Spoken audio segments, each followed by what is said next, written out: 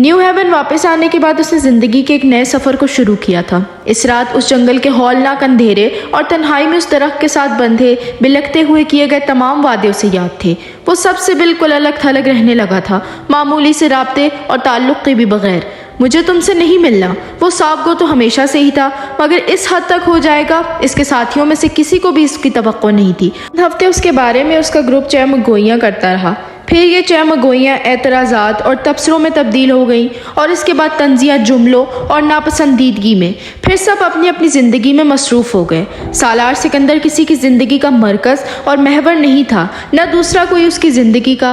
उसने new haven में पहुंचने के बाद जो चंद काम किए थे उसमें जलाल अंसर से मुलाकात की कोशिश भी की थी। वो पाकिस्तान से वापस आते हुए उसके घर से अमेरिका में उसका एड्रेस ले आया था। ये एक इत्तेफाक ही था कि उसका एक कज़न भी उसी हॉस्टल में काम कर रहा था जहाँ जलाल काम कर रहा था।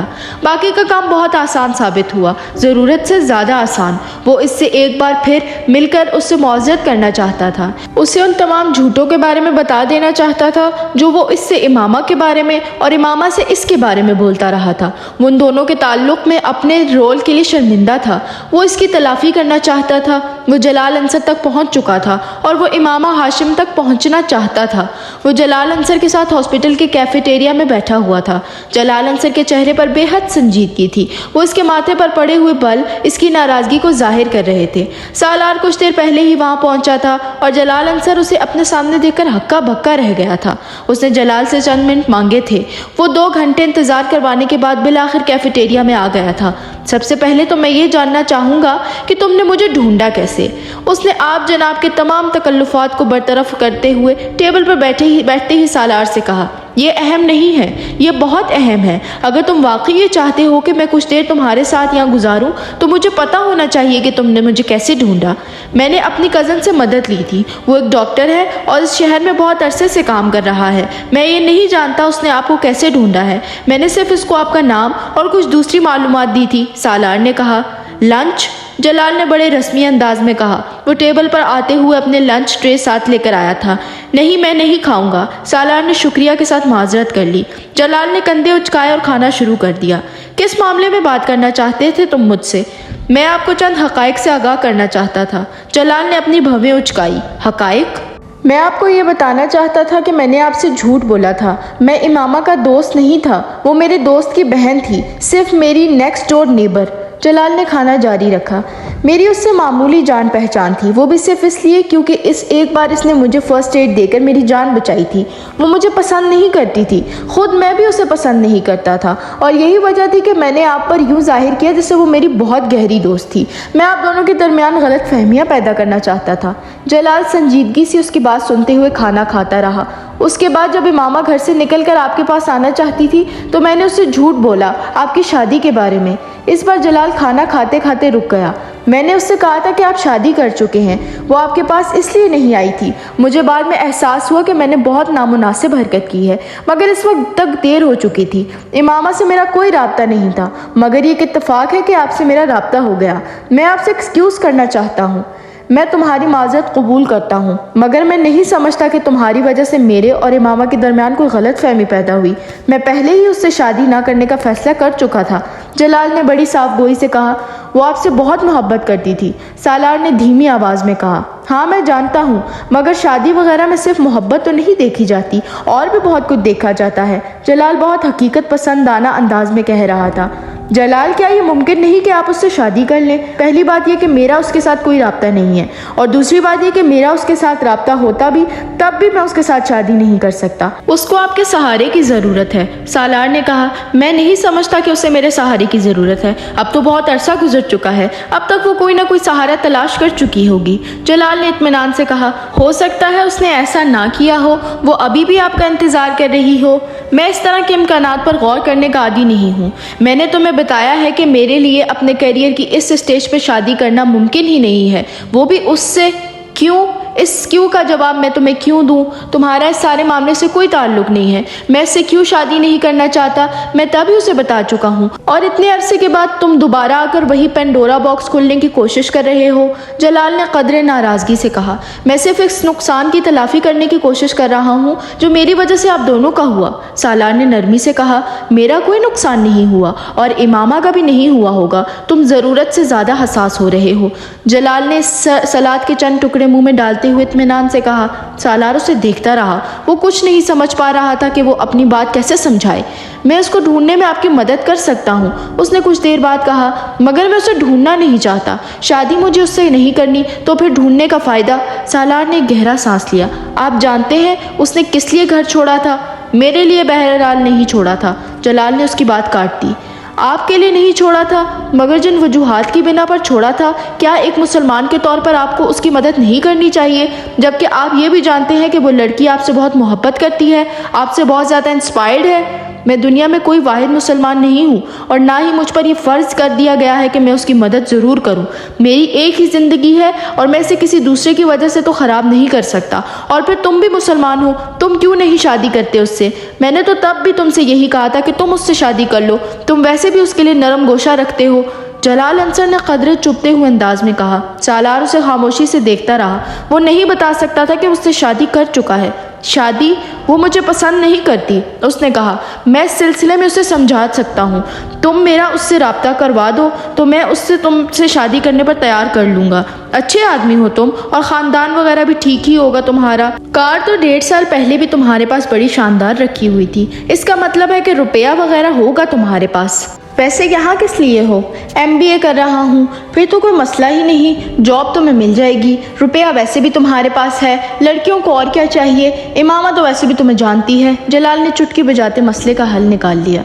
सारा मसला तो इसी जानने ने ही पैदा किया है। वो मुझे ज़रूरत से ज़्यादा जानती है। सालार ने जलाल को देखते हुए सोचा।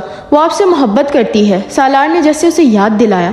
अब इसमें मेरा तो कोई कसूर नहीं है, लड़कियां कुछ ज़्यादा जज्बाती होती हैं इस मामले में। जलाल ने कदरे बेजारी से कहा। ये वन साइडेड लव अफेयर तो नहीं होगा, आप किसी न किसी हद तक इसमें इन्वॉल्व तो ज़रूर होंगे। सालार ने कदरे संजीदगी से कहा। हाँ, थोड़ा बहुत इन्वॉल्व था, मगर वक्त और हालात के साथ साथ तरजीहात भी बदलती रहती हैं इंसान की।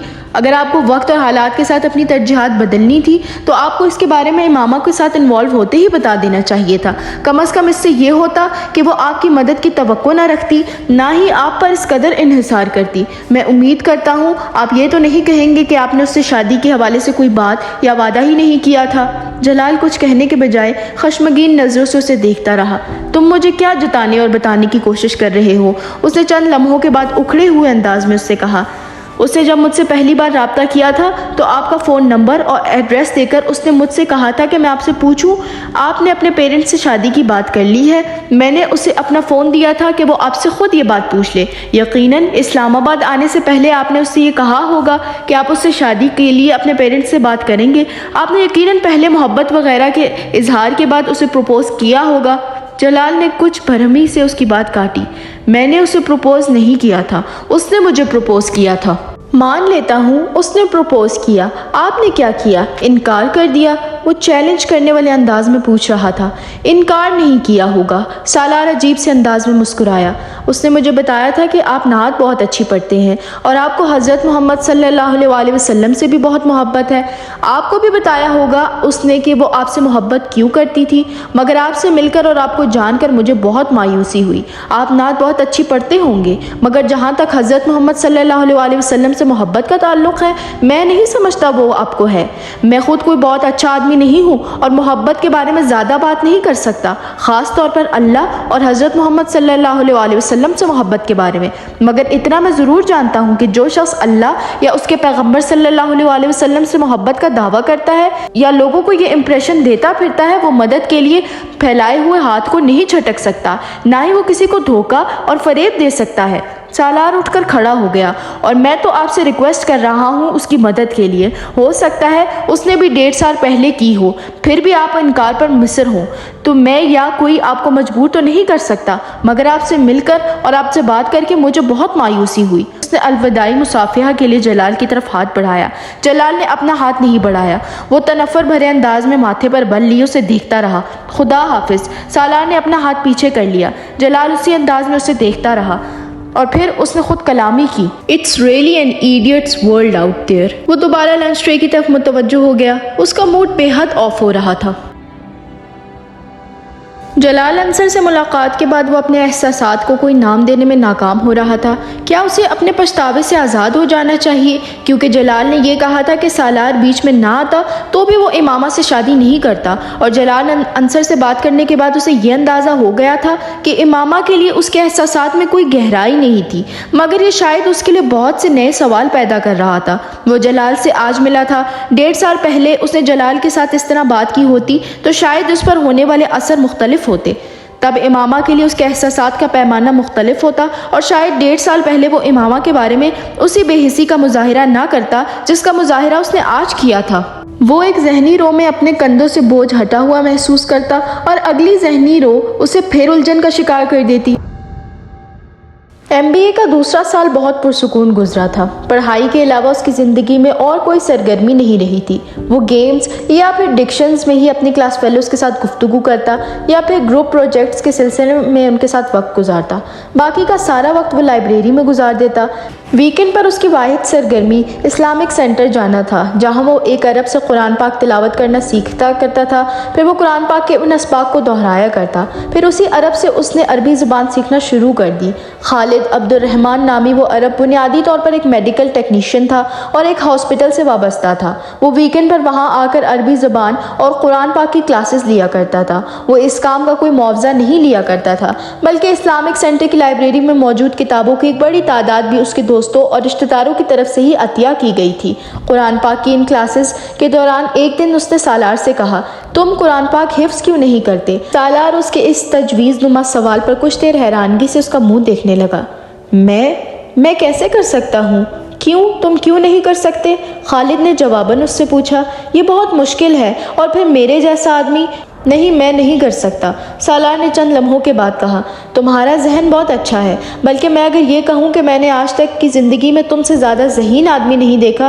جتنی تیز رفتاری سے تم نے اتنے مختصر عرصے میں اتنی چھوٹی بڑی صورتیں یاد کی ہیں، کوئی اور نہیں کر سکا، اور جتنی تیز رفتاری سے تم عربی سیکھ رہے ہو، میں اس پر بھی حیران ہوں۔ جب ذہن اس قدر ذخیر ہو اور دنیا کی ہر چیز سیکھ لینے اور یاد رکھنے کی خواہش ہو تو قرآن پاک کیوں نہیں؟ تمہارے ذہن پر اللہ کا بھی حق ہے، خالد نے کہا۔ آپ میری بات نہیں سمجھے، مجھے سیکھنے پر کوئی اعتراض نہیں، مگر یہ بہت مشکل ہے، میں اس عمر میں نہیں سیکھ سکتا، سالار نے وضاحت کی، جبکہ میرا خیال ہے کہ تمہیں قرآن پاک حفظ کرنے میں بہت آسانی ہوگی۔ تم ایک بار اسے حفظ کرنا شروع کرو۔ میں کسی اور کے بارے میں تو یہ دعویٰ نہ کرتا، مگر تمہارے بارے میں دعوے سے یہ کہہ سکتا ہوں کہ تم نہ صرف بہت آسانی سے اسے حفظ کر لو گے، بلکہ بہت کم عرصے میں۔ سالار نے اس دن اس موضوع کے بارے میں مزید کوئی بات نہیں کی، مگر اس رات اپنے اپارٹمنٹ پر واپس آنے کے بعد وہ خالد عبد الرحمن کی باتوں کے بارے میں ہی سوچتا رہا۔ اس کا خیال تھا کہ خالد عبد الرحمن دوبارہ اس کے بارے میں اس سے کوئی بات نہیں کرے گا، مگر اگلے ہفتے خالد عبد الرحمن نے ایک بار پھر اس سے یہی سوال کیا۔ سالار بہت دیر چپ چاپ اسے دیکھتا رہا، پھر اس نے مدھم آواز میں خالد سے کہا، مجھے خوف آتا ہے۔ کس چیز سے؟ قرآن پاک حفظ کرنے سے، خالد نے قدرے حیرانی سے پوچھا۔ سالار نے اس بات میں سر ہلا دیا۔ کیوں؟ وہ بہت دیر خاموش رہا، پھر کارپیٹ پر اپنی انگلی سے لکیریں کھینچتے اور انہیں دیکھتے ہوئے اس نے خالد سے کہا، میں بہت گناہ کر چکا ہوں، اتنے گناہ کہ مجھے انہیں گننا بھی مشکل ہو جائے گا، صغیرہ کبیرہ، ہر گناہ جو انسان سوچ سکتا ہے یا کر سکتا ہے۔ میں اس کتاب کو اپنے سینے یا ذہن میں محفوظ کرنے کا سوچ بھی نہیں سکتا۔ میرا سینہ اور ذہن پاک تو نہیں ہے، میرے جیسے لوگ اسے حفظ کرنے کے لائق نہیں ہوتے، میں تو ایسا سوچ بھی نہیں سکتا۔ اس کی آواز بھرا گئی۔ خالد کچھ دیر خاموش رہا، پھر اس نے کہا، ابھی بھی گناہ کرتے ہو؟ سالار نے نفی میں سر ہلا دیا۔ تو پھر کس چیز کا خوف ہے؟ تم اگر قرآن پاک کی تلاوت کر سکتے ہو اپنے ان سارے گناہوں کے باوجود، تو پھر اسے حفظ بھی کر سکتے ہو، اور پھر تم نے گناہ کیے مگر تم اب گناہ نہیں کرتے، یہ کافی ہے۔ اگر اللہ یہ نہیں چاہے گا کہ تم اسے حفظ کرو تو تم اسے حفظ نہیں کر سکو گے، چاہے تم لاکھ کوشش کر لو، اور اگر تم خوش قسمت ہوئے تو تم اسے حفظ کر لو گے۔ خالد نے چٹکی بجاتے ہوئے جیسے یہ مسئلہ حل کر دیا تھا۔ سالار اس رات جاگتا رہا۔ آدھی رات کے بعد اس نے پہلا پارہ کھول کر کانپتے ہاتھوں اور زبان کے ساتھ حفظ کرنا شروع کیا۔ اسے حفظ کرتے ہوئے اسے احساس ہونے لگا کہ خالد عبد الرحمن ٹھیک کہتا تھا۔ اسے قرآن پاک کا بہت سا حصہ پہلے ہی یاد تھا۔ خوف کی وہ کیفیت جو اس نے قرآن پاک حفظ کرنا شروع کرتے ہوئے محسوس کی تھی وہ زیادہ دیر تک نہیں رہی تھی۔ اس کے دل کو کہیں سے استقامت مل رہی تھی، کہاں سے کوئی اس کی زبان کی لڑکھڑاہٹ دور کر رہا تھا، کون کوئی اس کے ہاتھوں کی کپکپاہٹ ختم کر رہا تھا۔ کیوں فجر کی نماز سے کچھ دیر پہلے وہ اس وقت بے تحاشا رویا جب اس نے پچھلے 5 گھنٹے میں یاد کیے ہوئے سبق کو پہلی بار مکمل طور پر دہرایا۔ وہ کہیں نہیں اٹکا تھا، وہ کچھ نہیں بھولا تھا، زیر زبر کی کوئی غلطی نہیں۔ آخری چند جملوں پر اس کی زبان پہلی بار کپکپانے لگی تھی۔ آخری چند جملے ادا کرتے ہوئے اسے دقت ہوئی تھی کیونکہ وہ اس وقت آنسوؤں سے رو رہا تھا۔ اگر اللہ یہ چاہے گا اور تم خوش قسمت ہوگے تو تم قرآن پاک حفظ کر لو گے، ورنہ کچھ بھی کر لو نہیں کر پاؤ گے۔ اسے خالد عبد الرحمن کی بات یاد آ رہی تھی۔ فجر کی نماز ادا کرنے کے بعد اس نے کیسٹ پر اپنی زندگی کے اس پہلے سبق کو ریکارڈ کیا تھا۔ ایک بار پھر اسے کسی دقت کا سامنا نہیں کرنا پڑا تھا۔ اس کی آواز میں پہلے سے زیادہ روانی اور لہجے میں پہلے سے زیادہ فصاحت تھی۔ اس کی زندگی میں ایک نئی چیز شامل ہو گئی تھی۔ اس پر ایک اور احسان کر دیا گیا تھا، مگر اس کا ڈپریشن ختم نہیں ہوا تھا۔ وہ رات کو سلیپنگ پلز کے بغیر نیند کا تصور بھی نہیں کر سکتا تھا اور سلیپنگ پلز لینے کے باوجود کبھی اپنے کمرے کی لائٹ آف نہیں کر سکا تھا۔ وہ تاریکی سے خوف کھاتا تھا۔ یہ پھر خالد عبد الرحمن ہی تھا جس نے ایک دن اس سے کہا تھا۔ وہ اسے قرآن پاک کا سبق زبانی سن رہا تھا اور اسے احساس ہو رہا تھا کہ خالد عبد الرحمن مسلسل اس کے چہرے پر نظریں جمائے ہوئے تھا۔ جب اس نے اپنا سبق ختم کیا اور پانی کا گلاس اٹھا کر اپنے ہونٹوں سے لگایا تو اس نے خالد کو کہتے سنا، میں نے کل رات تمہیں خواب میں حج کرتے دیکھا ہے۔ سالار منہ میں لے جانے والے پانی حلق سے اتار نہیں سکا۔ گلاس نیچے رکھتے ہوئے خالد کو دیکھنے لگا۔ اس سال تمہارا MBA ہو جائے گا، اگلے سال تم حج کر لو۔ خالد کا لہجہ بہت رسمی تھا۔ سالار نے منہ میں موجود پانی غیر محسوس انداز میں حلق سے نیچے اتار لیا۔ میں اس دن اس سے کوئی سوال جواب نہیں کر سکا۔ اس کے پاس کوئی سوال تھا ہی نہیں۔ MBA کے فائنل سیمسٹر 2 ہفتے پہلے اس نے قرآن پاک پہلی بار حفظ کر لیا تھا۔ فائنل سیمسٹر کے 4 ہفتے کے بعد 23.5 سال کی عمر میں اس نے اپنی زندگی کا پہلا حج کیا تھا۔ وہاں جاتے ہوئے، وہاں سے آتے ہوئے اس کے دل و دماغ میں کچھ بھی نہیں تھا، کوئی تکبر، کوئی تفخر، کوئی رشک، کچھ بھی نہیں۔ اس کے ساتھ پاکستانی کیمپ میں ساتھ جانے والے شاید وہ لوگ ہوں گے جو خوش قسمت ہوں گے، انہیں ان کی نیکیوں کے عوض وہاں بلایا گیا ہوگا۔ وہ اپنے اعمال نامہ سے واقف تھا، اسے صرف صفائی اور وضاحتوں کے لیے بلایا گیا تھا۔ وہ قرآن پاک حفظ نہ کر رہا ہوتا تو حج کرنے کا سوچ بھی نہیں سکتا تھا۔ جو شخص حرم شریف سے دور اللہ کا سامنا کرنے کی ہمت نہ رکھتا ہو، اس سے یہ توقع رکھنا کہ وہ کعبہ کے سامنے پہنچ کر اللہ کا سامنا کر لے گا۔ وہ ہر جگہ جانے کو تیار ہو جاتا مگر خانہ کعبہ جانے کی جرت نہیں کر سکتا تھا۔ مگر خالد عبد الرحمن کے ایک بار کہنے پر اس نے جیسے گھٹنے ٹیکتے ہوئے حج پر جانے کے لیے پیپرز جمع کروا دیے تھے۔ لوگوں کو حج پر جانے کا موقع تب ملتا تھا جب ان کے پاس صرف گناہ نہیں ہوتے، نیکیوں کا بھی انبار ہوتا ہے۔ سالار سکندر کو یہ موقع تب ملا تھا جب اس کے پاس گناہوں کے علاوہ بھی کچھ بھی نہیں تھا۔ ہاں ٹھیک ہے، اگر میں گناہ کرنے سے خوف نہیں کھاتا رہا تو پھر اب مجھے اللہ کے سامنے جانے اور معذرت کرنے سے بھی خوف نہیں کھانا چاہیے۔ صرف یہی ہے نا کہ میں وہاں سر نہیں اٹھا سکوں گا، نظریں اوپر نہیں کر سکوں گا، منہ سے معافی کے علاوہ اور کوئی لفظ نہیں نکال سکوں گا، تو ٹھیک ہے مجھے یہ سزا بھی ملنی چاہیے۔ میں تو اس سے زیادہ شرمندگی اور بے عزتی کا مستحق ہوں۔ ہر بار حج پر کوئی نہ کوئی شخص ایسا آتا ہوگا جس کے پاس گناہوں کے علاوہ اور کچھ نہیں ہوگا۔